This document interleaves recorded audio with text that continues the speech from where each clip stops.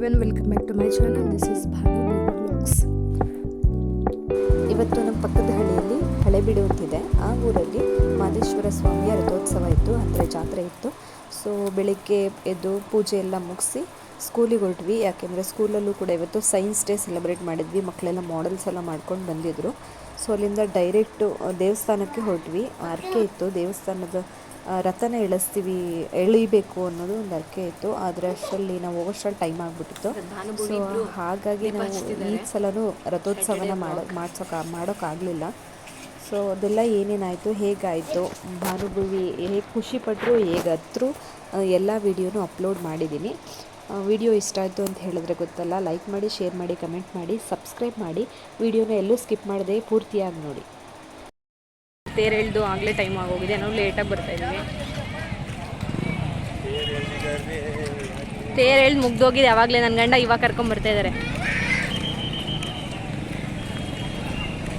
ನಾವು ಹೋಗೋಷ್ಟರಲ್ಲಿ ರಥೋತ್ಸವ ಮುಗ್ದೋಗಿರೋದ್ರಿಂದ ಡೈರೆಕ್ಟು ದೇವಸ್ಥಾನದ ಒಳಗಡೆನೇ ಹೋದ್ವಿ.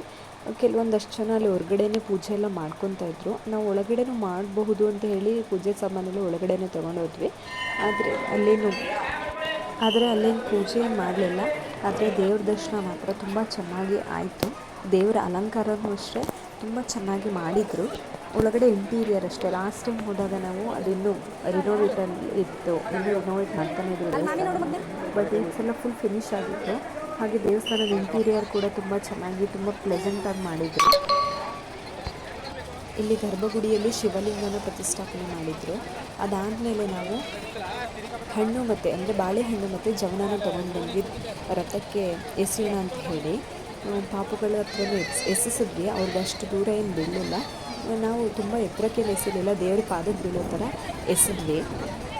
ಅಲ್ಲಿ ತುಂಬ ಕ್ರೌಡ್ ಇತ್ತು, ಹಾಗಾಗಿ ಅದು ಸ್ವಲ್ಪ ಮಕ್ಕಳು ಎಸೆಯುವಂಥ ಟೈಮಲ್ಲಿ ಅಷ್ಟು ಪ್ರಾಪರಾಗಿ ವೀಡಿಯೋ ಮಾಡೋಕ್ಕಾಗಲಿಲ್ಲ. ನಂತರ ಹಾಗೆ ರಥಕ್ಕೆ ಹೋಗಿ ನಮಸ್ಕಾರಗಳನ್ನ ಮುಗಿಸಿ ಬಂದ್ವಿ. ಅಲ್ಲೂ ಕೂಡ ದೇವರ ದರ್ಶನ ತುಂಬ ಚೆನ್ನಾಗಿ ಆಯಿತು. ಅಲ್ಲಿಂದ ಮತ್ತೆ ದೇವಸ್ಥಾನದ ಹತ್ರ ಬಂದ್ವಿ. ಯಾಕೆಂದರೆ ದೇವಸ್ಥಾನದ ಒಳಗಡೆ ಪೂಜೆ ಏನೂ ಮಾಡಿರಲಿಲ್ಲ ಸರಿಯಾಗಿ. ಸೊ ಹಾಗಾಗಿ ಮತ್ತೆ ಬಂದು ಪೂಜೆನ ಮುಗಿಸಿದ್ವಿ ಎಲ್ಲರೂ. ಅಲ್ಲಿಂದ ಡೈರೆಕ್ಟು ಊಟಕ್ಕೆ ಹೊರಟ್ವಿ. ಊಟದ ಹತ್ರನೂ ಕೂಡ ಫೋಟೋಗಳನ್ನೆಲ್ಲ ಇಟ್ಟು ದೇವರಿಗೆ ಅಲಂಕಾರ ಮಾಡಿದರು. ಅಲ್ಲಿ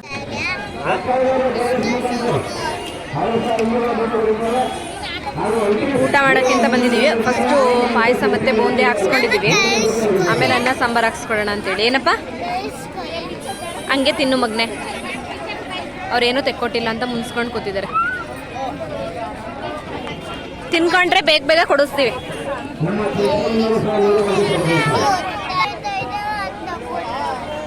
ಓಕೆ, ಡನ್.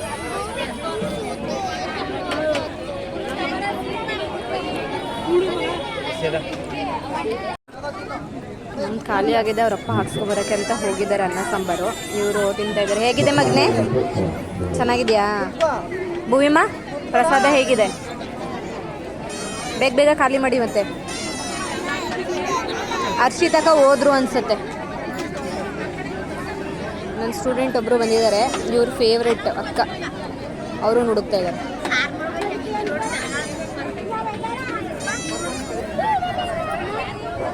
ಅನ್ನ ಸಾಂಬಾರು ಪಲ್ಯ.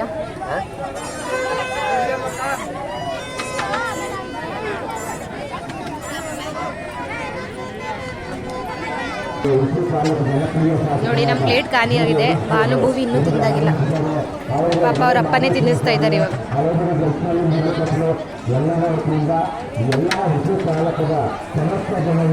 ಸಾವಿರಾರು ಜನ ಊಟ ಇರುತ್ತೆ ಇವತ್ತು.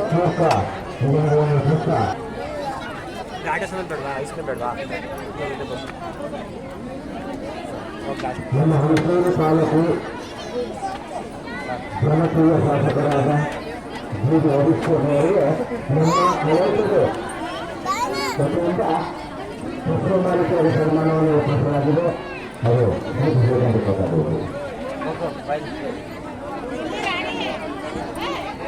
ನಾನು ಆರಾಮಾಗಿ ಕೂತಿದ್ದೀನಿ. ಅವರಪ್ಪ ಹಿಂಸೆ ಮಾಡಿ ಮಾಡಿ ತಿರುಗ್ತಿದ್ದಾರೆ.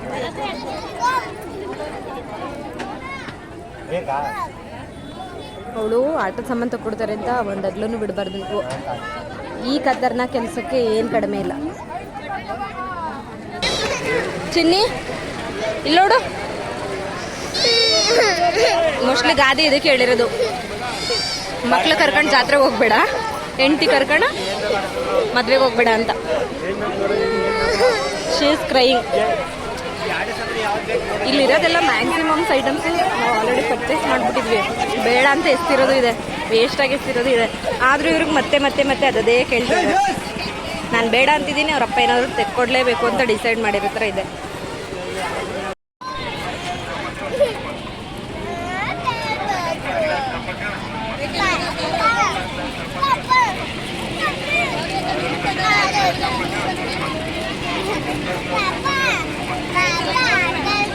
ಅವರಿಗೆ ಅಲ್ಲಿ ಹಿಂದೆ ಕಾಣಿಸ್ತಾ ಇದೆಯಾ, ಅದರಲ್ಲಿ ಆಟ ಆಡಬೇಕು ಅಂತ ಆಸೆ ಇದೆ. ಆದರೆ ಅದು ವೇಸ್ಟ್ ಆಫ್ ಮನಿ.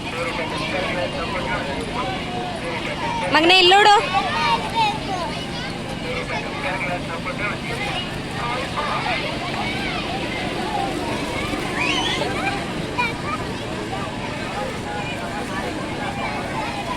ಆದರೂ ಸ್ಯಾಟಿಸ್ಫ್ಯಾಕ್ಷನ್ ಇಲ್ಲ ಇವರಿಗೆ.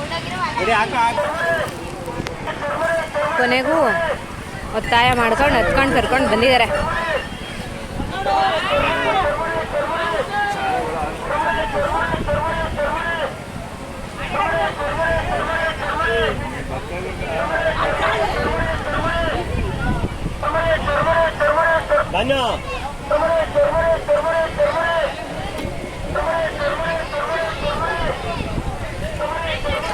ಕೆಲವೊಂದ್ಸಲ ಅನ್ಸುತ್ತೆ, ಏನು ಮಾಡಿದ್ರೇನು ಮಕ್ಕಳು ಖುಷಿಗಿಂತ ಬೇಡ ಅನ್ನಿಸ್ತೈತಿ. ಇವಾಗ ಅವರು ಖುಷಿ ಪಡ್ತಿರೋದು ನೋಡಿ ನನಗೂ ಖುಷಿ ಅನ್ನಿಸ್ತಾ ಇದೆ.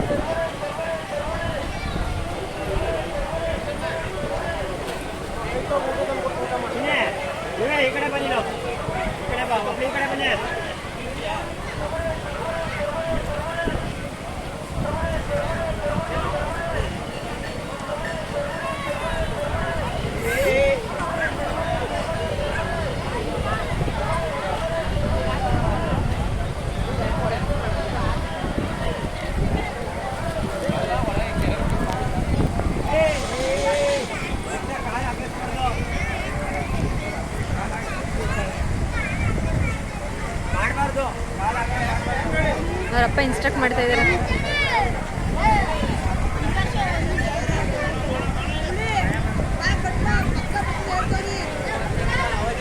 ಮೂವಿಗೆ ಸ್ವಲ್ಪ ಭಯ.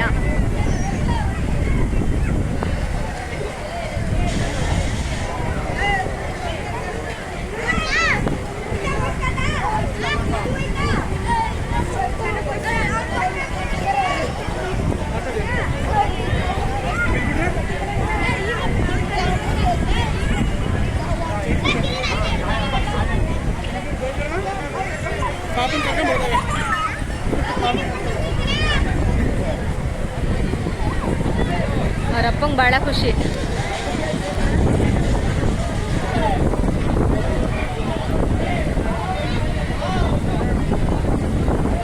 ತುಂಬ ಗಾಳಿ ಇದೆ, ಫೋನ್ ಇಟ್ಕೊಳ್ಳೋದಕ್ಕೂ ಕಷ್ಟ ಆಗ್ತಾಯಿದೆ, ಅಷ್ಟು ಗಾಳಿ ಇದೆ. ಇಲ್ಲಿ ಒಂದು ಬ್ಯೂಟಿಫುಲ್ ಕೆರೆನೂ ಇದೆ.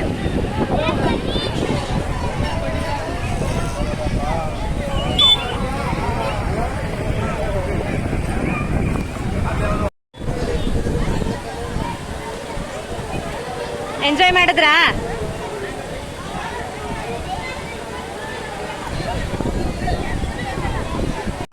ಅಲ್ಲಿಂದ ಒಂದೆರಡು ಕಲ್ಲಂಗಡಿ ಹಣ್ಣನ್ನು ತಗೊಂಡು ಡೈರೆಕ್ಟ್ ಮನೆ ಕಡೆ ಹೊರಟ್ವಿ.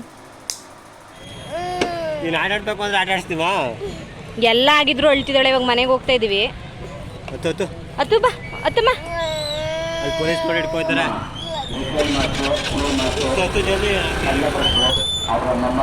ಅತ್ತಪ್ಪ, ಅತ್ತಕ್ಕೆ ರೆಡಿ ಇಲ್ಲ.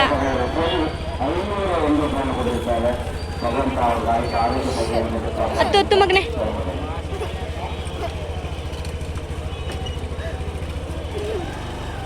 ಇಷ್ಟಪಟ್ಟು ಹತ್ತಿದ್ಲು. ಇಲ್ಲಿ ಇನ್ನೊಂದು ವಿಶೇಷತೆ ಇದೆ, ಅಂದರೆ ಹೋರಿಗಳ ಎತ್ತುಗಳು ಮಾರಾಟ ಕೂಡ ಆಗುತ್ತೆ.